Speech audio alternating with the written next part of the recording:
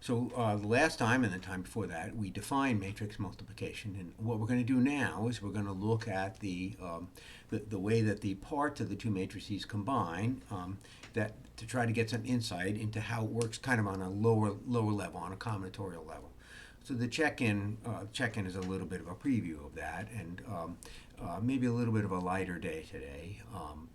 People often find that the kind of how the parts go together as a little bit more fun than maybe some of the more theory-oriented stuff. Okay, very good. So I have a matrix, and I'm going to multiply it by these vectors. So very straightforward. So let's have a whack here, if I can remember the parts. Let's see. The matrix is 1, 3, 2, 4. 1, 3, 2, 4. And I'm going to multiply it by, let's see, 1, 3, 2, 4, multiplied by the vector 1 minus 3. Okay, so 1 times 1, 3 times minus 3, I get to minus 8. 2 times 1, 4 times minus 3, so minus 10. And similarly, 1, 3, 2, 4 by 4, 0. 1 times 4, 3 times 0. 2 times 4, 4 times 0. So already we see a little bit of what's coming. Is the fact that this is a 0 here means that the second component, the 3 and the 4, in the dot product plays no role. Or the fact that this is a 0 here means that all I do is multiply the first component, the 1 and the 2, by 4. So I can think of how the parts combine together as giving me some insight into how linear maps act. Another one. 1, 3, 2, 4, and minus 2, minus 2. So 1 by minus 2 and 3 by minus 2, and so I get to minus 8. 2 by minus 2 and 4 by minus 2 gives me minus 12. And again, this is a minus 2 and minus 2, so I can just think that I took the 1 and the 3, which add to 4, and I multiplied both of them by minus 2, and so when all the smoke clears, I end up with 4 times minus 2 is minus 8. So I can understand the results here somehow as some simple combinatorics of the input parts on some level. And then B. B asks me, I didn't really talk about B when it was up there. B asked me to multiply G, the starting matrix G, by the matrix. Do you see the matrix is made up by putting the vectors in as parts? Okay, so if you write down 1, 3, 2, 4, and then you put the vectors in as parts, minus 3, 4, 0, minus 2, minus 2, then you won't be astonished to find that the output is you just put these vectors in as parts, minus 8, minus 10. And just before I go any further, because I'm taking 1, 3 by 1 minus 3, and then I'm taking 2, 4 by 1 minus 3, and so I'm seeing that I'm just getting the output parts, 4, 8, minus 8, minus 12. So we emphasize, when we define matrix multiplication, we emphasize its connection to linear maps, because I wanted to talk about how the somewhat strange way that the two matrices combine makes sense. It's not arbitrary, it's not one of those things, never mind why it's true. Not a big believer in never mind why it's true. It all makes perfectly good sense if you look at it from the ground up and look at it in the right way. But I'm not proud. We can step back and say, okay, having defined it, having understood why it is that way, we can now try to think about how the parts combine on a kind of mechanical level, and that's what we're going to do today. Okay, very good.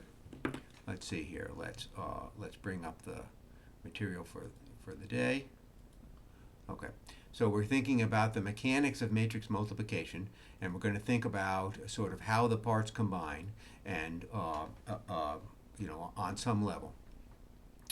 The combinatorics of multiplication is that I'm trying to describe that when you first see matrix multiplication, you say to yourself that okay, you can combine those numbers in that way if you like, but why do you like it? So we spent the section there, the prior section, spent two videos on it, trying to say it's defined this way because it makes sense. It needs to be defined this way to represent composition. then we step back and we think about we think about now, having understood why it is that way, we think about, okay, well, what way is it exactly? So if you look at the product GH, what is the IJ entry in the product GH? Well, here it is. I wrote it out, copied from the slide a couple of videos ago. But what marks these combinations, you're taking the dot product of the rows of G with the columns of H, and what marks this combination, can you see I've got in red there, it's red, right? Yeah, it comes out red in the video too. Is that the ones match, the twos match, etc., all the way down to the R's match. Maybe you remember R's from the previous video. You see the I and the J, the I and the J, the I and the J. That's this I and this J.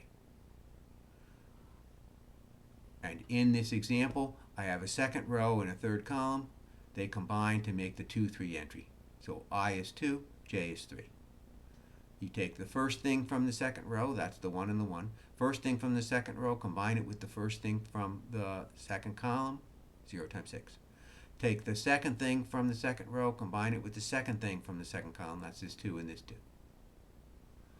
So we can view this in at least two different ways. One way is to understand it that the left matrix acts by multiplying its rows into the columns of the right matrix. And that's the example that we finished with on the check-in.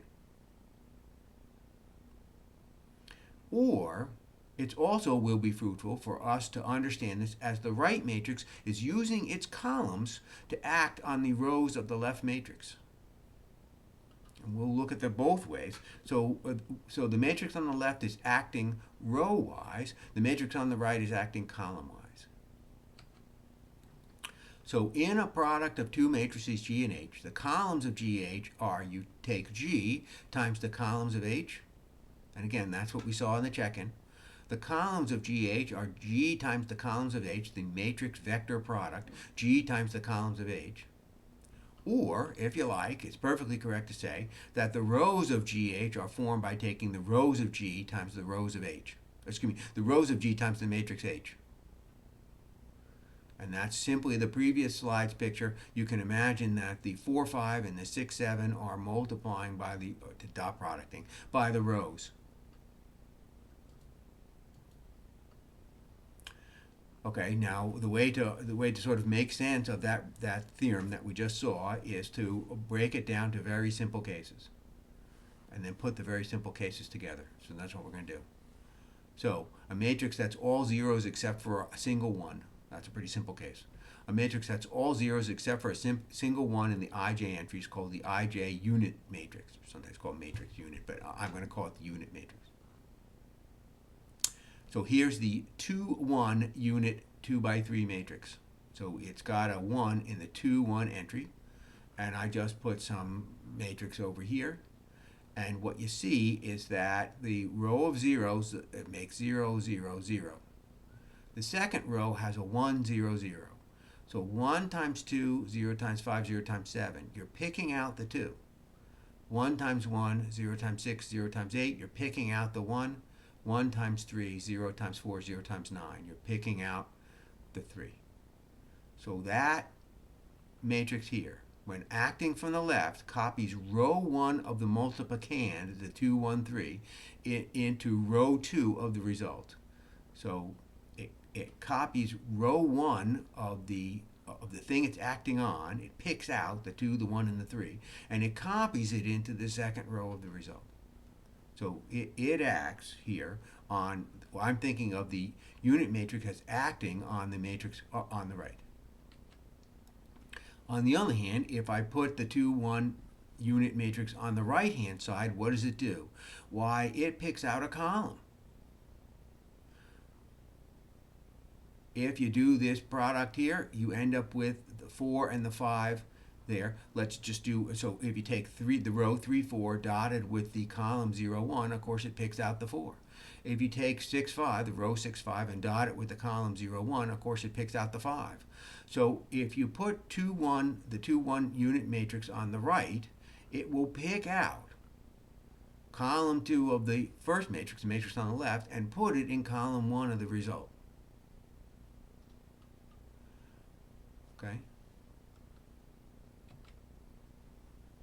If you change the unit matrix to make it no longer a 1, but instead you multiply it, in this case, by 3, all it does is make everything 3 times as large. So if you have a matrix that is mostly zeros, almost, except for one, zeros, then you can understand the action of that matrix, either from the left or from the right, is the action of the unit matrix, and then just rescale. So we can understand how these matrices act by thinking of them as either acting from the left or from the right. From the left, they pick out rows. From the right, they pick out columns. If you rescale it so it's 3 times as bigger, it picks out the row or column and multiplies it by 3.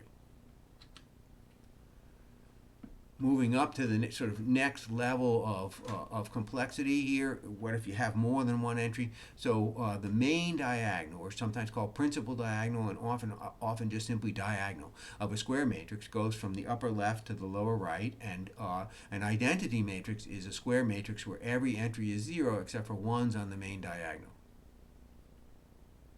Now, main diagonal is only defined for us for the square matrix. Okay, so the product with the identity matrix just simply returns the thing you're multiplying it by. So I'm understanding this 1, 0, 0, 1 as acting on this 3, 2 minus 1, 5. And how is this related to the unit matrix from the, well, it's related this way. 1, 0 picks out the 3 and the 2.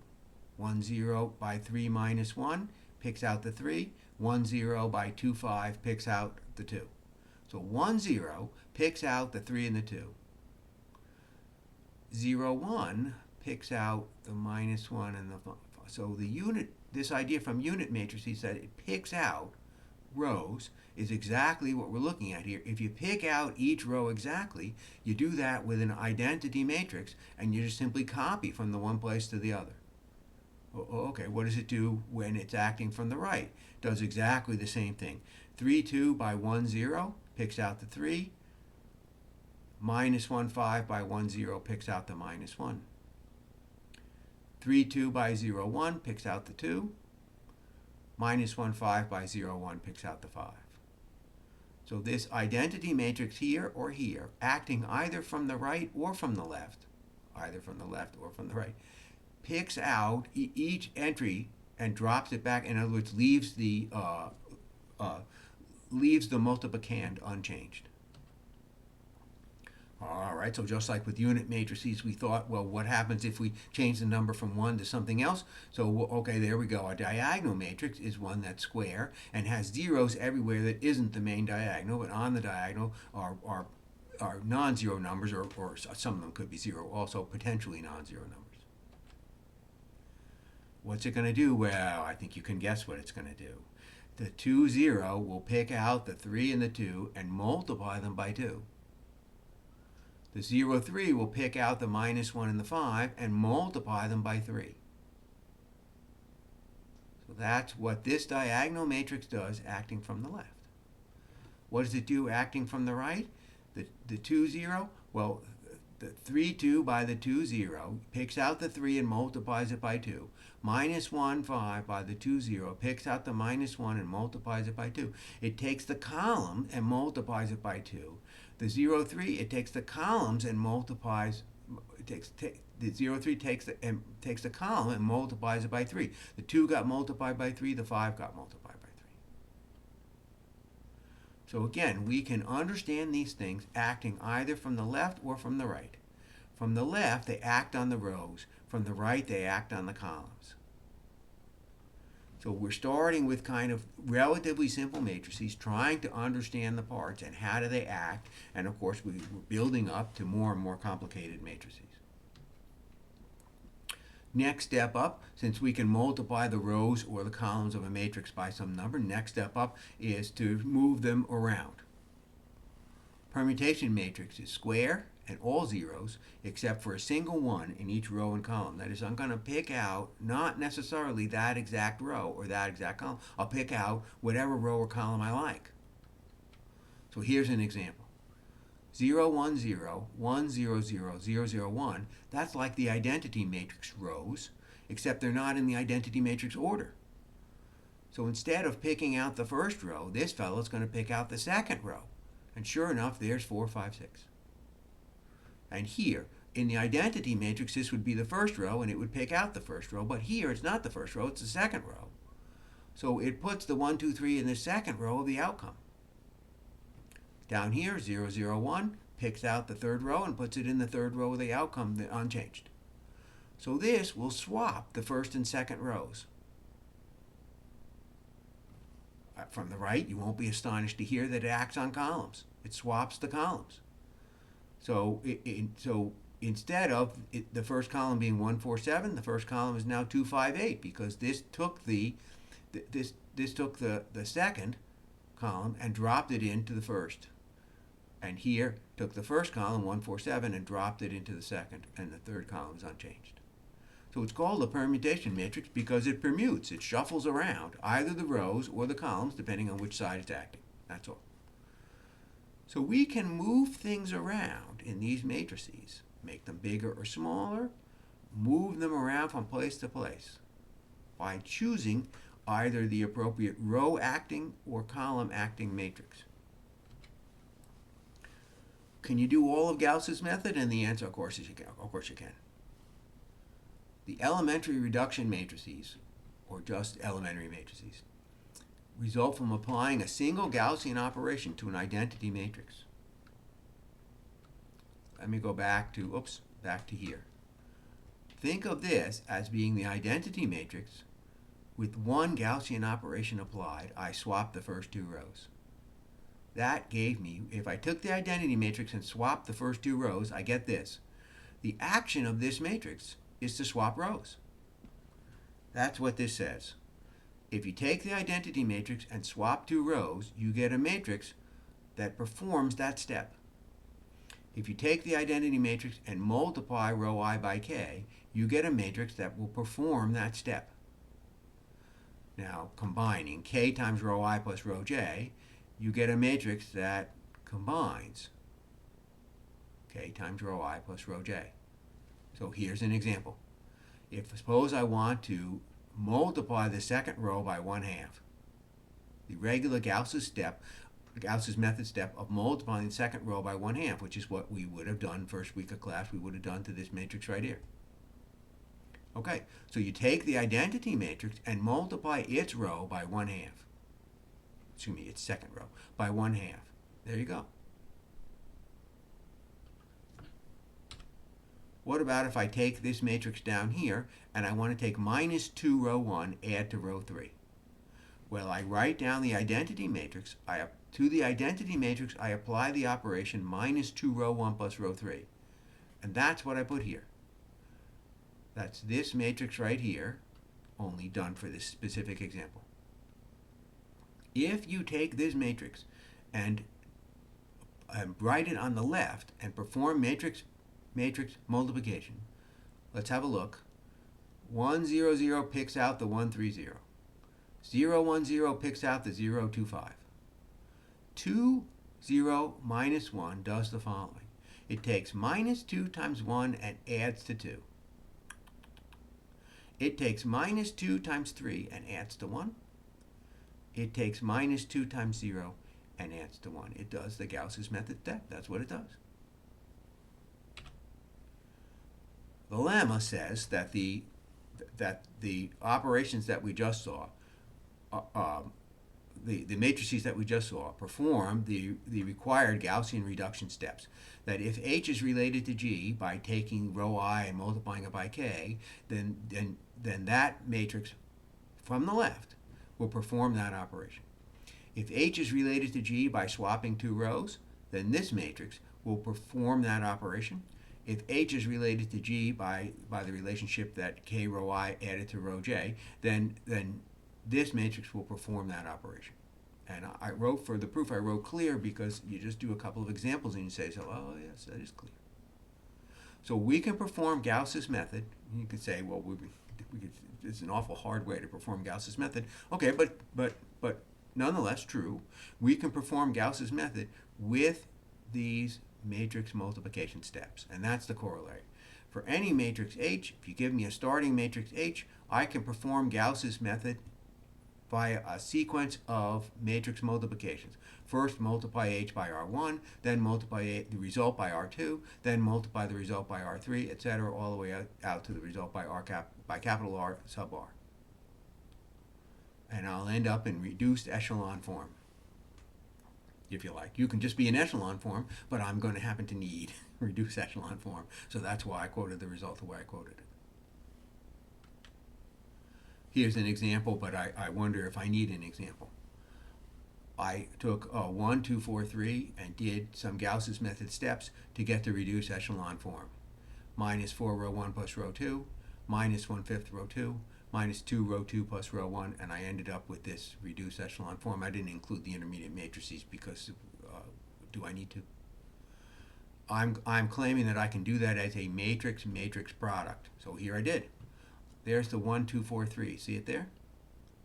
First thing I want to do is minus 4 row 1 plus row 2. So right here, written next to, got to get the order right, written next to, immediately next to, the matrix it's acting on, is if you took the 2 by 2 identity matrix and did minus 4 row 1 plus row 2 to it. This is the result of taking the 2 by 2 identity matrix and doing minus 4 row 1 plus row 2 to the 2 by 2 identity matrix. Next thing I wanted to do was minus 1/5 row 2, so it goes next, reading, I know it's in the wrong direction, but it's in the right direction. That is, we're going out, inside out. This is what happens if you take minus 1/5 row 2 to the identity matrix. And this is what happens if you take minus 2 row 2 plus row 1 to the identity matrix. This is the notation written all out here, but in some ways this is clear. So I can do Gauss-Jordan reduction as a matrix product. And again, a person doesn't see right away why I'm especially keen, but we'll see it in the next section. Another example, bigger example.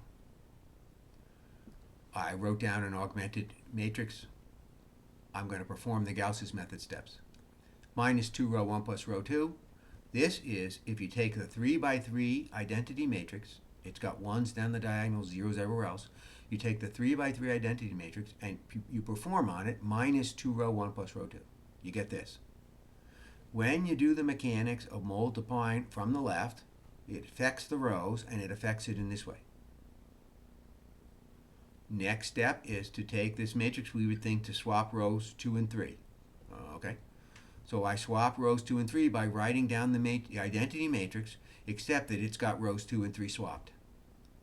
When you do the matrix multiplication, you end up with the swap of rows 2 and 3. And the result is I went from the augmented matrix to echelon form through this sequence of matrix multiplications. Remembering to get the order right, the thing done first gets written nearest to the matrix you're acting on. The thing done next gets written next nearest.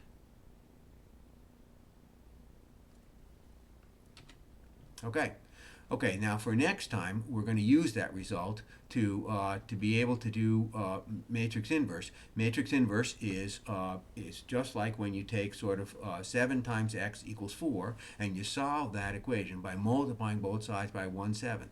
Well, we're going to have a matrix equation, really a linear system that is written out in matrices, a matrix equation, and we're going to try to solve it by multiplying both sides by the opposite, the multiplicative opposite, technically the multiplicative inverse of the matrix. Okay, very good. See you then next time.